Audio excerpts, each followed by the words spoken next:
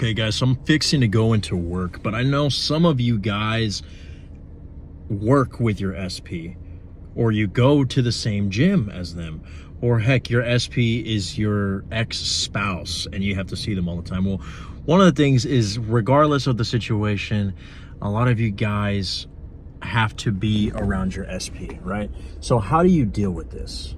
Okay, well, reality only gives you in your physical 3D who you are conscious of being. So whenever you are around them and you are saying like, oh my gosh, dude, they're talking to the guy, you know, five inches taller than me. Oh man, I see her texting. Who's she texting? You know, I just walked past her and she treated me like I didn't even exist. You know, or for you ladies, like, I mean, he probably doesn't even like me anymore. He probably thinks I'm too fat. Whatever the case is, guys, that is you being conscious of the version of yourself who doesn't have your SP, okay? What you have to do is you have to look at a different version of yourself in order for it to reflect out here in the 3D. But here's the thing, that does not mean that you just act like what is going on in the 3D is not happening. Remember what a lot of I mean, if you come to this channel, I'm pretty sure you've already heard the classics before in the manifestation community. You've heard your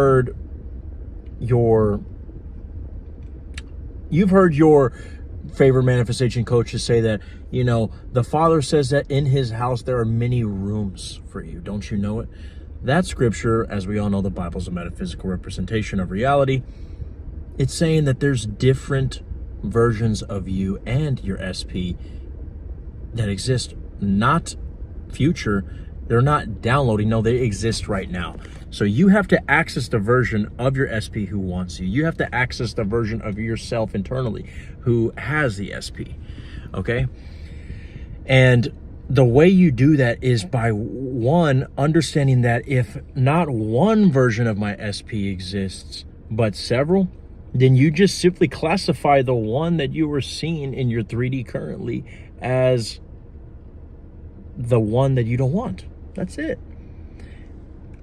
A lot of coaches will say, you got to deny the 3D. You got to act like it's not there. You got to just put the blindfold and treat it like, I don't care. You love me. Yes, I get it. I know that you are holding a restraining order in front of my eyeballs, but I don't care, because you and I will be fucking each other's brains out, banging each other on the balcony where everybody, you know, in the cafe 5 stories down below, you know, they didn't even order coffee. They're just there to watch the scenery.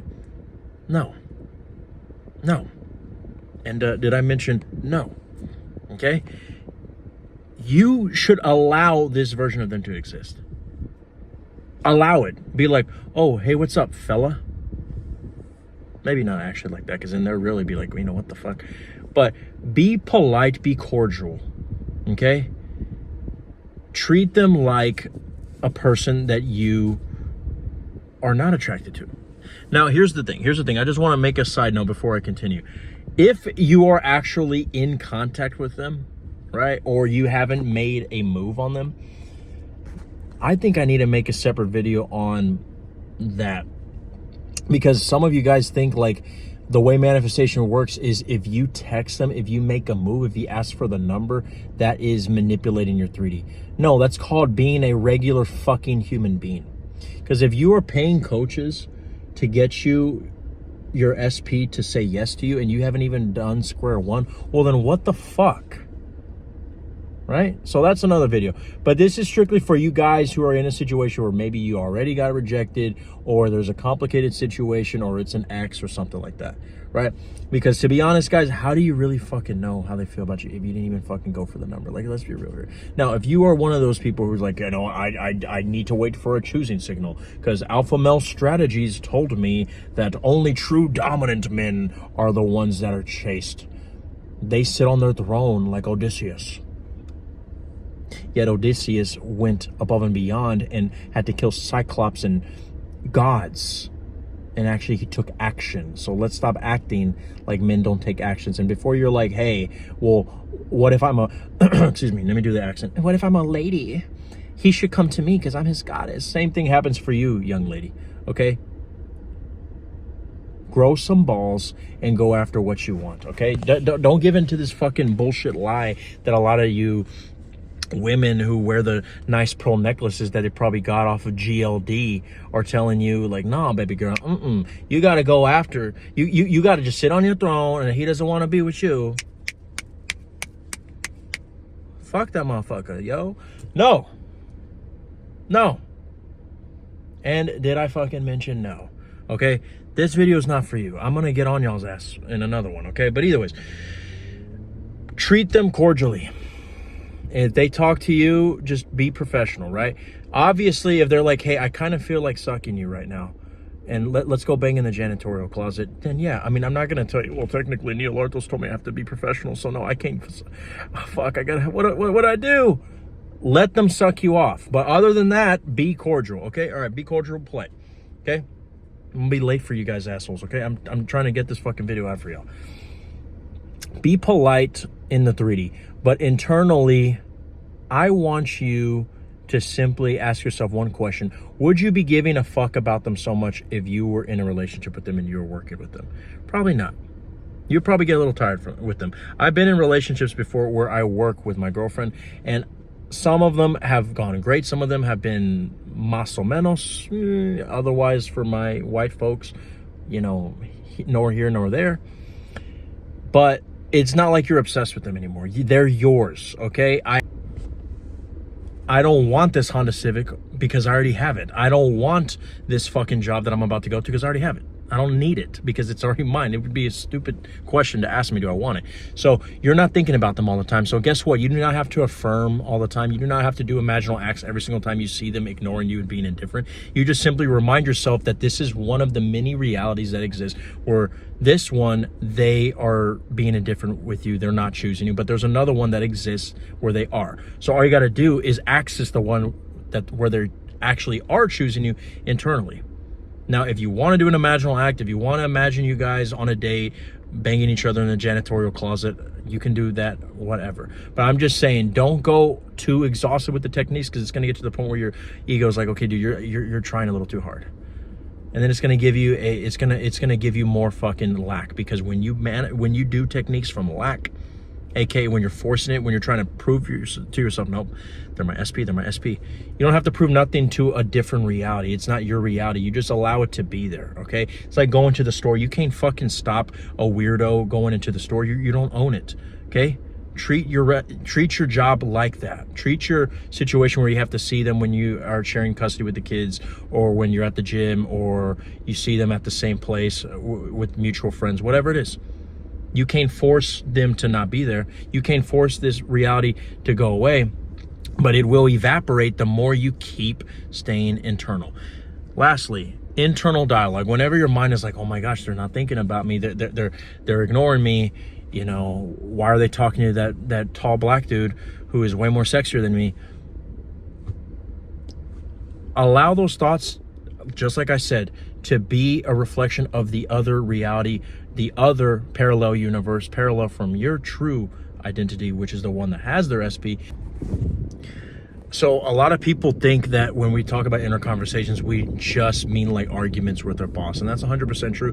But let's be real here. You know, a lot of us like to name these fundamental terminologies in the manifestation sphere as, like, you know, different character villains from the Scooby-Doo series. You know, like there's, you know, Mr. Ghoul, and then there's, you know, the pirate, and then there's the one with the, it's like, you know, they're all just consciousness, right? Like I've always said, really anything that you have internal is basically an imaginal act, really, right? So inner conversations are really just that inner dialogue going in your head, whether it's you having a fake argument with somebody in your head, you trying to think of a comeback for the next time that your bully talks shit about you, or your ego saying, you know, you really think that they would want to bang you after the fact that you haven't gotten a haircut in 3 weeks, whatever. Okay, so when your ego is talking shit and it's just like blah blah blah blah blah, they're being indifferent, you know, that coach is talking nothing but nonsense, telling you that you're going to manifest your SP. Look, it's been X amount of months and still nothing. You literally have to replace it with an affirmation or an inner dialogue in your favor, right? And when I say affirmation, yeah, you can use the ones that I say, like my SP has a life-size poster of me on my wall that they pray and bow down to every single night. They worship the toilet I shit in. They sacrifice all their prized possessions on the altar of my throne to breathe the air of my existence. Those are the types of affirmations that I send to my clients who give me like their whole story, and I use custom ones and I send it to them daily. That's the most popular thing on my stand store, because a lot of people say they get overnight results. You could do that, but I think a lot of times you get kind of tongue-tied whenever you're in the moment, when you're getting triggered by something. So the best thing to do is to get an affirmation that is so quick to the point, and one that is not so overly obnoxious. If my self-pedestalizations are not the thing for you, is you could say something like, kind of admitting to the way that they're being indifferent, which feels more realistic to you. You can say, if only they knew how crazy they were for me, right? Because you're acknowledging that that's still them, but it's a different version of them, but their true identity is the one that you create for them, right? Because the version of them that you're seeing in your 3D right now is a creation of you that you created. Because remember, make no mistake, you are the creator of all these universes that exist, all of them. You're just the one, whichever one that you are creating the most is the one that you will see. So that's the only reason why you're seeing this version, is because you created it, but you're creating another parallel universe, just like you opening different tabs in your computer, right? And you will eventually see that tab open up in your 3D if you keep persisting. And one of the easiest ways to persist is you could say something like, if only they knew how much they love me. If only they knew how crazy they are for me. That's admitting that this 3D parallel universe still exists, but that the truth is going to come out really, really soon. But me personally, I would just simply focus less on the affirmation and more on the detachment of the 3D, okay? And then lastly, at the end of the day, or when you have time on your break, or whether you have time to get away, go to the bathroom, imagine what it would be like to bang them. Get an intimate act, go crazy. You're pulling their hair, they're sucking you off, they're eating your pussy, whatever you want to do. Whatever you want to do. And go into the party, go into the mutual friend get together, go into the job thinking like that, almost like with the evil smirk on your, like I did this one time with a girl who we were hooking up back and forth, and then she said, yeah, I need to stop this because, I think my boyfriend's gonna find out, and she started ignoring me, and I would literally be laughing to myself because I would be thinking about all the times that we banged. Right? And even imagining her coming back and saying, you know what, I made a mistake. And then you hear the violins in the background, and then just like the Titanic, and I would just be laughing to myself, almost to the point where she almost heard me one time, and we were working on the same food line. And then within 2 weeks, one time we're making salads, and I'm just looking the other way, and I put my hand into the salad bowl, and then she grabs my hand, and then I look at her, and she's just like, and then next thing you know, she was tossing my salad. So, this is the way that this shit works, guys, okay? This is how you handle whenever you have to be around your SP, given the circumstances. Join my channel membership if you guys want discounts to the consultations. But other than that, guys, I'm telling you, sometimes you need a coach to remind you the truth. And if there's a lot of other details that you want to dive deeper into your situation, look no further, guys. The links are in the description.